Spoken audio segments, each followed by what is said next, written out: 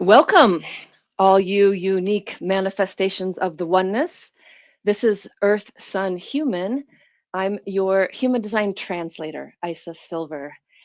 This week, talking about the polarity and the creative tension between mindfulness and strategy. These are keynotes for identities of being human. The mindful identity is that of the listener, the one who can hear the stories of the other humans who've had experiences. And through listening to other people, we can gain experience in a way, and we call that mindfulness. Listening to the stories of the past so that we might grow and mature in some way that our own bodies didn't have to go through. On the other side of that, we've got strategy, where the Earth is today in gate 7. This is a logical direction. This is about going into the future. The traditional I Ching called this the army, the logical way into the future. Ra called it the role of the self. But here with the blue I Ching keynotes, we can call it strategy. And here in the studio with me today, I've invited another manifester with a prominent gate 13, the fourth line of mindfulness he carries, and someone I've known in the human design student and teacher community for a while now. I carry the opposite gate, gate 7 strategy in my open identity center. So we're here together today, feeling out this polarity, this tension, this aspects of humanity that all of us get to experience, but some of us get to experience acutely through our activations. So to begin with the sun's location in the sky at the beginning of the quarter of initiation, human purpose fulfilled through mind, something the animals don't have, but we do. And guess what we have? Potentially, it's empathy. The foundation of mindfulness is empathy, openness to listen to others with empathy. Now, it does seem like our animals listen to us, doesn't it? But there is a different story going on when the mammals are involved in listening to us. The natural at mindfulness is called tolerance.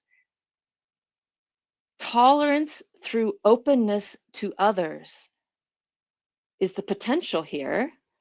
But we can remember that the second line isn't always going to perform the way she looks. That projection that she's listening might actually reveal that she's not listening to very many at all. The experiencing and trial and erroring of mindfulness, of listening to the others, pessimism. Pessimism that requests evidence, because this third line is always hearing the stories that necessarily don't go in the right direction, so to speak. Because, this abstract process of being human, these experiences that don't necessarily support us and don't necessarily have a logical pattern, they don't always go the way we hoped they would. So pessimism might be the result there. That third line doesn't necessarily realize that it's listening to the others, but the fourth line is aware that it's listening to the others. And that openness to hear the stories of the other leads to exhaustion and fatigue. The keynotes are pretty clear in both the I Chings that I study. It's not a choice of the fourth line to get fatigued here. It's simply what happens.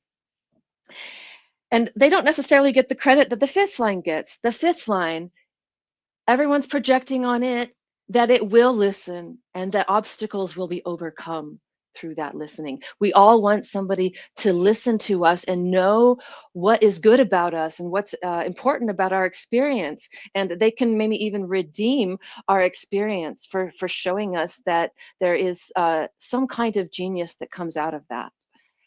But yeah, then there's the fifth line detriment. But you know what? The fifth line detriment doesn't even sound bad here because they know how to use that story. They know how to use that experience of the fifth line. Coming out of the hexagram onto the roof, looking at the entire abstract process, optimistic hope for commonalities is the potential here, potential here, the unswerving and optimistic hope, which through its openness will lead to better relationships, the role model of the listener, sharing the hope and listening to the stories. We might grow together through this.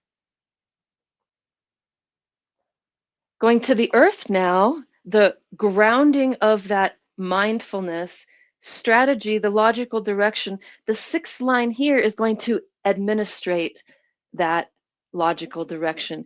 Responsible apportioning of power is the potential here. Now that's a different tone, that administrative tone, than the general, the fifth line, the one who was projected upon that they can lead, that they are going in the logical direction. And then in the difficult situation, that general can be followed. That's the projection on the bright side, sanctioned to lead absolutely. But the shadow there, the shadow of that general is the one who will ignore the purpose of the mission and lose the loyalty of those who would follow the logical one. Yeah, logic doesn't always go in the right direction, by the way. So what does the fourth line do? The fourth line is the wisdom to step down for the potential benefit of the whole. This fourth line, yeah, they're not going to lead, but they're logical enough to see that for the logical direction to be achieved, it's not him who needs to be the leader. The decency and the wisdom to step down for the benefit of the whole and accept the judgment of others is the bright side of the fourth line here. The dark side of this fourth line, remember, each of these keynotes has a shadow and a light side. I'm not sharing all of them today, but just to see that in its unusual Uranian expression, the fourth line here is the leader who doesn't relinquish power, refuses to step down. And well, we don't like to see that. That's not logical for the wrong leader to stay in place.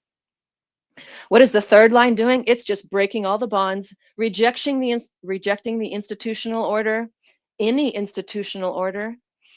It's kind of funny to call it anarchistic. The third line of the logical direction is anarchistic. And guess where Ra Uru Hu's Saturn was? The third line. He carried a couple other lines of this gate too, the second line and the sixth line.